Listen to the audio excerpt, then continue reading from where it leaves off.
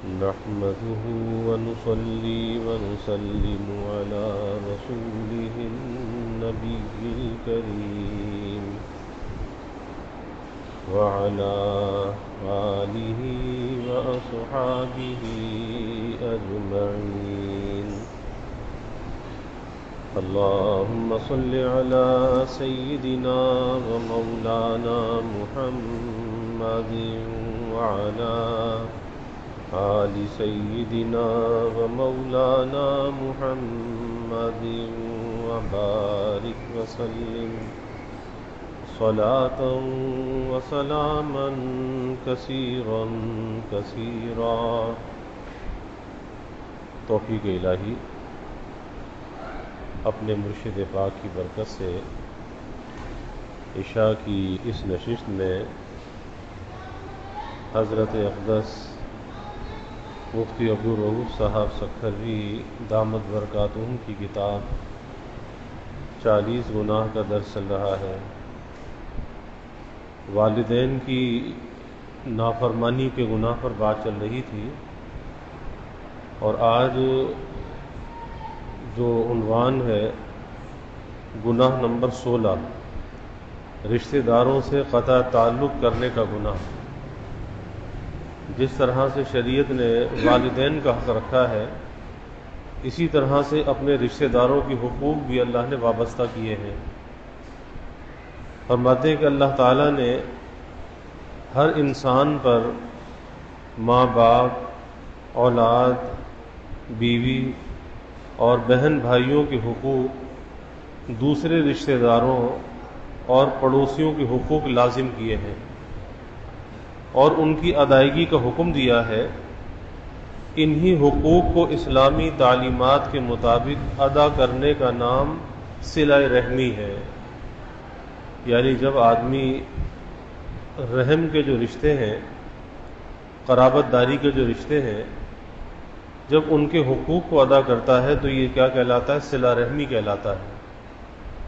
اور اپنے رشتہ داروں کے ساتھ صلہ رحمی کرنا یہ بہت بڑی نیکی ہے، کیونکہ حدیث میں آتا ہے کہ اگر آدمی بجائے صلہ رحمی کے قطع رحمی کرنے والا ہو، رحم کے رشتوں کو توڑنے والا ہو، تو پھر ایسا شخص چاہے شب برات کی رات آئے، شب قدر کی رات آئے، ان عظیم راتوں میں جہاں بخشش اور مغفرت عام ہوتی ہے، لیکن قطع رحمی کرنے والا، رحم کے رشتوں کو توڑنے والا یا رحم کے رشتوں کے حق کو ادا نہ کرنے والا ان راتوں کی بخشش اور مغفرت سے محروم رہ جاتا ہے، جبکہ اللہ تعالیٰ کی طرف سے بخشش اور مغفرت عام ہوتی ہے.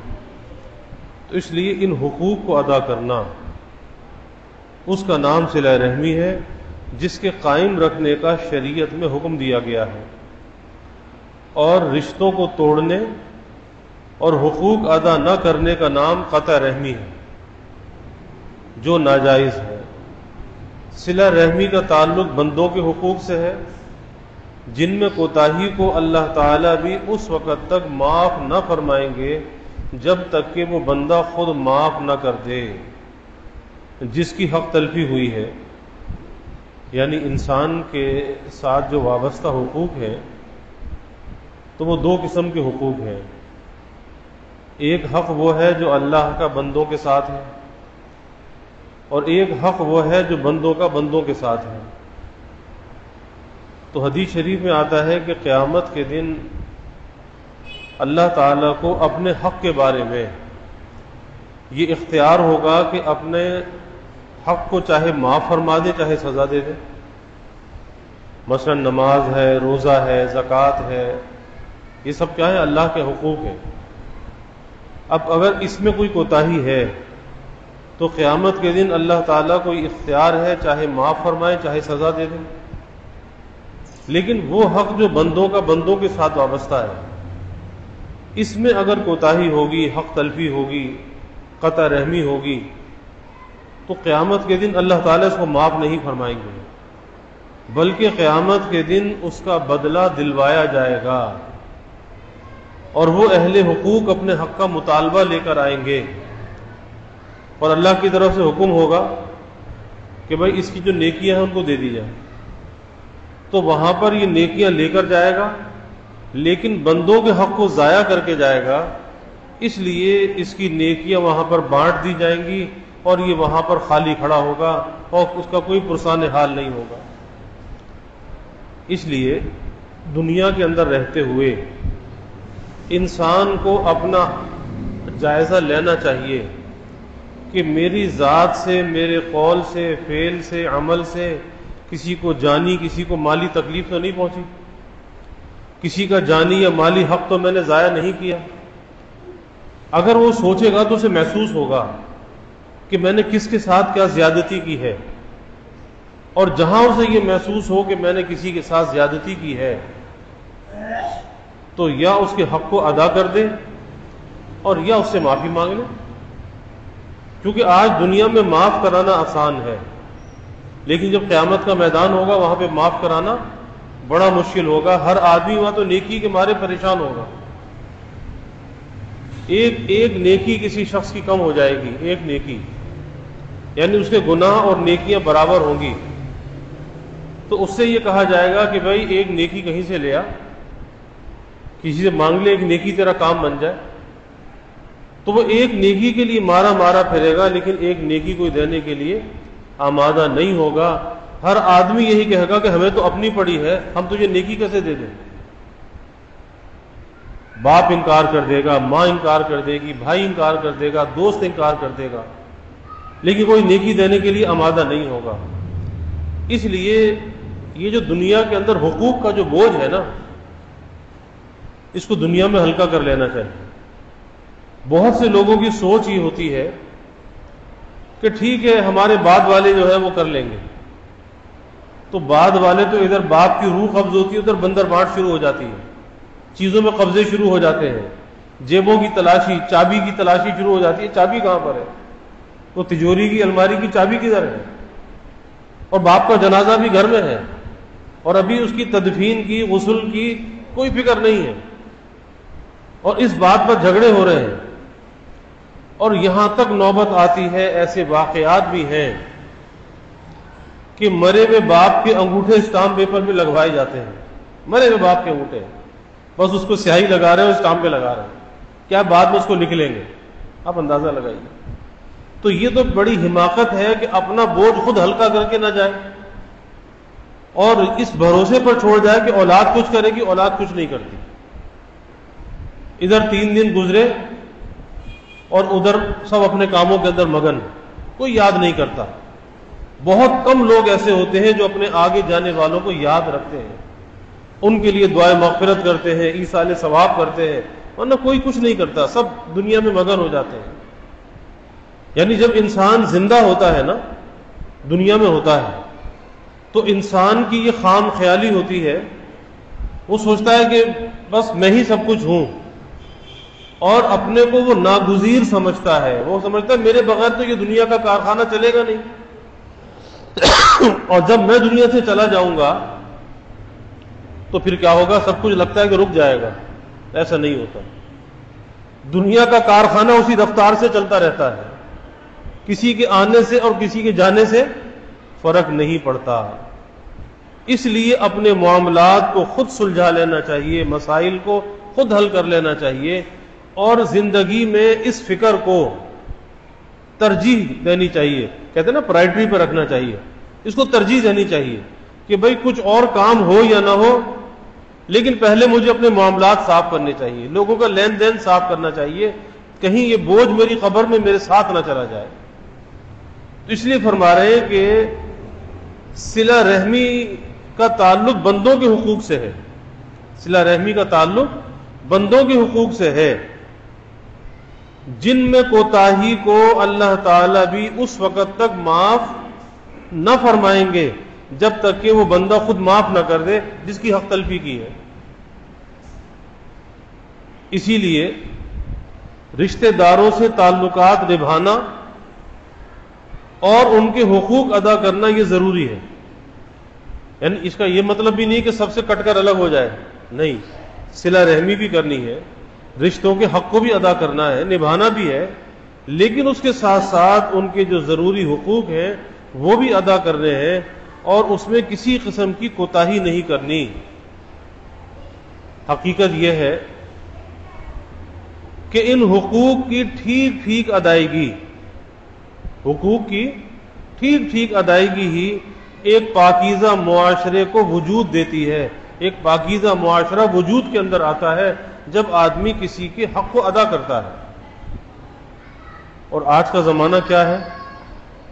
آج کا زمانہ یہ ہے کہ مجھے میرا حق تو مل جائے لیکن میں کسی کا حق ادا نہ کروں مجھے۔ اور آج ساری لڑائی اسی کی ہے۔ بیٹے کو باپ سے شکوہ ہے تو اسی بات کا، شوہر کو بیوی سے شکوہ ہے تو اسی بات کا کہ جی میرا کوئی خیال نہیں رکھتا، میرا کوئی خیال نہیں رکھتا۔ بھائی کو بھائی سے شکوہ ہے تو اسی بات کا۔ حالانکہ ہونا یہ چاہیے کہ ہر آدمی اگر یہ سوچے کہ میرے ذمے اپنے بھائی کا کیا حق ہے، شوہر سوچے کہ میرے ذمے بیوی کا کیا حق ہے، اور بیوی سوچے کہ شوہر کا میرے ذمے کیا حق ہے، تو مجھے تو اپنے اوپر اختیار ہے نا، تو میرے ذمے جو حق ہے مجھے وہ تو ادا کرنا چاہیے۔ اب آگے سامنے والا اگر میرے حق کو ادا نہیں کرتا، کل قیامت کے دن وہ اللہ کو جواب دہ ہوگا۔ لیکن اس کا قطعاً یہ مطلب نہیں ہے کہ اگر کوئی ہمارا حق ادا نہیں کر رہا تو ہم بھی اس کے حق کو ضائع کریں، کل ہم بھی اللہ کے سامنے مجرم بن کے کھڑے ہوں گے۔ اس لیے اپنا معاملہ عند اللہ، اللہ کے نزدیک جو اپنا معاملہ ہے اسے صاف رکھنا چاہیے۔ اللہ کے نزدیک اپنے معاملے کو صاف رکھنا چاہیے، اور اللہ کے سامنے جواب دہی کا جو فکر ہے اسے اپنے دل کے اندر بیدار رکھنا چاہیے کہ بھئی کوئی میرا حق ادا کرتا یا نہیں کرتا، میں نے تو کل اللہ کو جواب دینا ہے نا، مجھے اپنا کام کرنا چاہیے، مجھے دوسرے کا حق ادا کرنا چاہیے۔ آج ہم کیا کرتے ہیں؟ آج ہم یہ کرتے ہیں کہ کوئی ہمیں سلام کرتا ہے تو ہم اسے سلام کرتے ہیں، کوئی ہماری طبیعت پوچھتا ہے تو ہم اس کی طبیعت پوچھتے ہیں۔ اب یہ کیا ہے؟ یہ مکافات ہے، بدلہ ہے، یہ صلہ رحمی نہیں ہے۔ صلہ رحمی اس کو کہتے ہیں کہ کوئی شخص ہمارا حق ادا نہ کرے، ہمارے ساتھ زیادتی کرے، اور اس کے بدلے میں ہم اس کے ساتھ صلہ رحمی کریں، یہ صلہ رحمی ہے۔ یہ صلہ رحمی نہیں ہے کہ کوئی ہمارے ساتھ اچھا برتاؤ کرے اور ہم بھی اس کے ساتھ اچھا برتاؤ کریں، یہ تو مکافات ہے، بدلہ ہے۔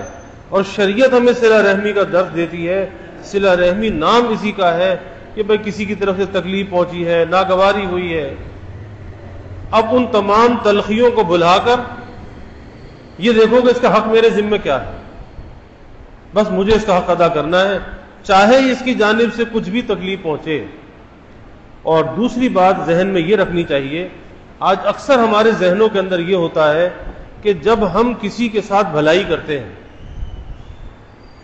تو بھلائی کرنے کے بعد ہم بھلائی کی توقع بھی رکھتے ہیں، بھئی جیسا میں نے اس کے ساتھ برتاؤ کیا ایسا کم از کم اتنا تو اس کو بھی کرنا چاہیے نا، تو بھلائی کی توقع رکھتے ہیں۔ تو یہ بھلائی کی توقع بھی نہیں رکھنی چاہیے۔ ممکن ہے کہ بجائے بھلائی کے اس کی جانب سے آپ کو تکلیف پہنچ جائے، تو ذہن میں یہ رکھنا چاہیے کہ میں جو اس کے ساتھ بھلائی کر رہا ہوں وہ بھلائی کسی بدلے کے لیے نہیں کر رہا، بدلہ لینے کے لیے، کہ بدلہ یہ مجھے کیا دے گا؟ بھئی بدلہ تو مجھے اللہ سے لینا ہے، اور اس بھلائی کا صلہ میرا رب جو مجھے دے گا وہ ساری دنیا مل کر بھی نہیں دے سکتی۔ شکایت یہیں پر آ کر ہوتی ہے کہ ایک آدمی کسی کے ساتھ بھلائی کرتا ہے اور پھر وہاں سے کوئی تکلیف پہنچ جاتی ہے، کوئی ناگواری پہنچ جاتی ہے، اب یہ کیا کرتا ہے؟ اب یہ 10 آدمیوں میں اپنے احسان کو جتاتا ہے، یہ کہتا ہے جی میں نے تو اس کے ساتھ ایسا کیا تھا، میں نے تو اس کے ساتھ ایسا کیا تھا اور اس نے میرے ساتھ یہ کیا۔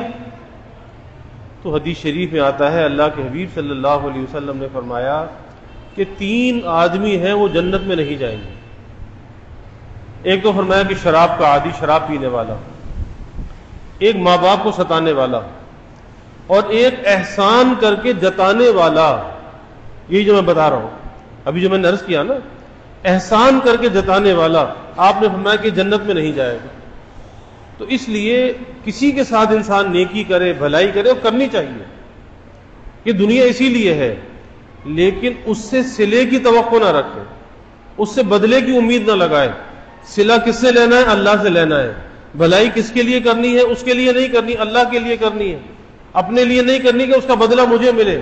نہیں اس کا بدلہ وہ مجھے کیا دے گا، میرا رب مجھے بدلہ دے گا۔ تو جب انسان اس نیت کے ساتھ بھلائی کرتا ہے نا تو کبھی معاشرے کے اندر بگاڑ اور فساد پیدا نہیں ہوتا۔ بگاڑ تو وہیں آتا ہے کہ ہم مثلاً اس کی ایک مثال ہے، یہ شادی بیاہ کی تقریبات ہوتی ہے نا، اور اس میں ایک رسم بھی ہوتی ہے کہ لوگ جاتے جی لفافے بھی ساتھ لے کر جاتے ہیں، کیا جی رسم چلی آ رہی ہے، اب کہیں جا کر 500 روپے دے آئے، اب 500 روپے دینے کے بعد توقع کیا لگائی کہ یہ ہمارے ہاں جب تقریب ہوگی تو یہ 1000 دے کے جائے گا۔ ارے بھائی کس لیے دی تھی؟ بدلہ لینے کے لیے دیے تھے؟ کوئی کاروبار کیا تھا یا اس کو گفٹ دیا تھا، ہدیہ دیا تھا، کیا دیا تھا؟ اور پھر یہ سوچ کر کہ وہ 500 کے 1000 لینے، یہ تو سود ہے، یہ کیسے حلال ہوگا؟ اب اگر وہ 500 کی جگہ 400 دے جائے، 500 کی جگہ 400 دے جائے تو وہاں تو رجسٹر لکھے جاتے ہیں نا، رجسٹر لے کے بیٹھا ہوتا ہے لکھنے والا۔ اب کیا ہے، اچھا پھر کاپی ملائی جاتی ہے، کھاتا چیک کیا جاتا ہے کہ ہم تو 500 دے کر آئے تھے اور یہ 400 دے گیا، اور ان باتوں پر جھگڑے ہوتے ہیں، لان تان کیا جاتا ہے، آپ اندازہ لگائیے۔ تو پھر یہ دینا اللہ کے لیے تو نہ ہوا، ایک رسم کے لیے ہوا کہ اس کا بدلہ تم یہی لینا چاہتے ہو۔ اور پھر یہ رسم ایسی ہے، نیوتا جس کو کہتے ہیں نا، نیوتا یہ رسم ہے کہ خاندان میں وہ کاپیاں منتقل ہوتی ہیں، باپ کی بیٹے کو، پھر اس کے بیٹے کو، پھر اس کے بیٹے کو، نسلوں میں منتقل ہوتی ہے۔ کیا جی فلاں جگہ سے یہ ملا تھا، اس رسم کو ختم کرنا چاہیے، یہ قرض ہے، یہ کسی کے لیے ہدیہ یا گفٹ نہیں ہے، یہ قرض ہے، ان رسموں کو ختم کرنا چاہیے۔ کوئی بلا رہا ہے بھائی ٹھیک ہے، محبت میں اگر بلا رہا ہے چلے جاؤ، لیکن یہ کیا کہ ہم وہاں پر دیں اور وہ ہمیں دیں۔ اور اتنا ہی کسی سے اگر محبت ہے تو بھائی لفافہ کوئی ہدیہ دینا ہے، کوئی گفٹ دینا ہے، شادی سے پہلے گھر جا کے دے دو، ایک ہفتہ پہلے، شادی کے ایک ہفتے کے بعد جا کے دے دو، ایک مہینے کے بعد جا کر دے دو، اس دن دینا ضروری ہے، اس رجسٹر میں نام لکھوانا ضروری ہے، اس لفافے پر نام لکھ کر دینا ضروری ہے۔ کیا ہے؟ اس کا بدلہ لینا ہے۔ اور یہی بات میں سمجھانے کی کوشش کر رہا ہوں کہ یہ بدلہ جو ہے مخلوق سے لینے کی امید، اس کو اپنے اندر سے ختم کرنا چاہیے۔ کسی کے ساتھ بھلائی کرے، بدلہ کس سے لینا ہے؟ اللہ سے لینا ہے۔ بھلائی کس کے لیے کرنی ہے؟ اللہ کے لیے کرنی ہے، اپنی ذات کے لیے بھلائی نہیں کرنی، جب تو وہ ہوتی ہے صلہ رحمی۔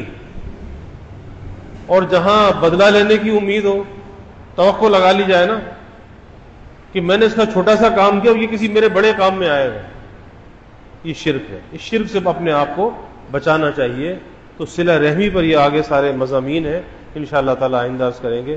اللہ تعالی ہمیں صلہ رحمی کرنے والا بنائے اور قطع رحمی سے اللہ ہماری حفاظت فرمائے۔ وآخر دعوانا الحمدللہ رب العالمین۔ الحمدللہ رب العالمین والعاقبۃ للمتقین والصلاة والسلام علی اشرف الانبیاء والمرسلین۔ اللہم صل علی سیدنا و مولانا محمد وعلی آل سیدنا و مولانا محمد وبارک وسلم۔ ربنا آتنا فی الدنیا حسنہ وفی الآخرۃ حسنہ وقنا عذاب النار۔ ربنا اتمم لنا نورنا واغفر لنا انک علی کل شیء قدیر۔ اللہم اعنا علی ذکرک وشکرک وحسن عبادتک۔ اللہم وفقنا لما تحب وترضى من القول والعمل والفعل والنیت والہدى انک علی کل شیء قدیر۔ اللہم ارزقنا حبک وحب حبیبک صلی اللہ علیہ وسلم۔ اللہم ارزقنا شہادة فی سبیلک واجعل موتنا ببلد رسولک۔ یا اللہ یا رحمان یا رحیم یا کریم یا ارحم الراحمین یا اکرم الاکرمین۔ یا اللہ ہمارے گناہوں کو معاف فرما، یا اللہ ہماری خطایا سے درگزر فرما، یا اللہ اپنی محبت معرفت عطا فرما، اپنی رضا والی زندگی یا اللہ نصیب فرما، رضا والے کاموں کی یا اللہ توفیق عطا فرما، اپنی مرضیات پہ چلنا آسان فرما، صلہ رحمی کرنے والا بنا، رحم کے رشتوں کے حق کو ادا کرنے والا بنا، حق تلفی سے یا اللہ ہماری حفاظت فرما، قطع رحمی سے یا اللہ ہماری حفاظت فرما۔ یا اللہ اگر حقوق کا کوئی بوجھ ہم پر ہو، اے اللہ اس حقوق کو ادا کرنے کی توفیق عطا فرما، اپنی غیبی مدد کو یا اللہ شامل حال فرما۔ اے اللہ موت سے پہلے پہلے یا اللہ کسی کا اگر حق ہے تو وہ ادا کرا دے۔ اے اللہ ہماری قبر کو اس بوجھ سے بچا لے، ہمارے حشر کو یا اللہ اس بوجھ سے بچا لے۔ ادائے حقوق اور حفظ حدود کی یا اللہ ہمیں توفیق عطا فرما۔ یا اللہ سب کے دلوں کے نیک ارادوں کو، تمناؤں کو از غیب پورا فرما، سب کے علم میں، عمل میں، رزق میں خوب خیر و برکت فرما۔ ابواب رزق یا اللہ کشادہ فرما، رزق حلال عطا فرما، آسان عطا فرما، برکت والا عطا فرما۔ یا اللہ کبھی کسی کو مخلوق کا محتاج نہ بنا، ہمیشہ اپنے در کا سائل اور بھکاری بنا، اپنے در کا منگتا اور سوالی بنا۔ اپنے غیر سے یا اللہ ہماری امیدوں کو قطع فرما، اپنی ذات عالی کا یقین ہمارے دلوں میں پیدا فرما۔ یا اللہ ہر امید کو تیری ذات سے وابستہ کرنے والا بنا۔ یا اللہ ایمان کی ترقی، اعضاء کی سلامتی عطا فرما، ہر محتاجی سے، معذوری سے یا اللہ ہماری حفاظت فرما۔ یا اللہ ہمارے ملک پر اپنی رحمتوں کا نزول فرما، اس ملک کو امن کا، سلامتی کا گہوارہ بنا، ہر قسمی بد امنی، بے چینی، بے سکونی کو یا اللہ دور فرما۔ یا اللہ اس ملک میں معاشی، معاشرتی، اخلاقی اور سیاسی استحکام عطا فرما۔ یا اللہ مہنگائی کے، گرانی کے عذاب سے نجات عطا فرما، سب کے گزر بسر کو یا اللہ آسان فرما، سب کے سفید پوشی کے بھرم کو یا اللہ قائم فرما، کسی کو مخلوق کے آگے رسوا نہ فرما، مخلوق کے آگے سوال کی ذلت سے بچا، عزت آبرو والی زندگی عطا فرما، ستاری والی زندگی عطا فرما، اپنی غیبی مدد کو یا اللہ شامل حال فرما۔ یا اللہ ہماری مسجد کی توسیع و تعمیر کے مرحلے کو آسان فرما، دارالقرآن کا قیام آسان فرما۔